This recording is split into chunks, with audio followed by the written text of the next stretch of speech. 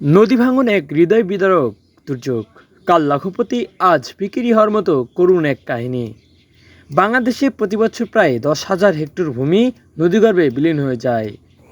এবছর যমুনা নদীতে ভাঙন অব্যাহত রয়েছে। সিরাজগঞ্জ, টাঙ্গাইল, পাবনা, জামালপুরে বিভিন্ন উপজেলাতে হচ্ছে নদী ভাঙন। নদীগর্ভে বিলীন হয়ে যাচ্ছে কৃষকের কৃষিজমি ও বসতভিটা।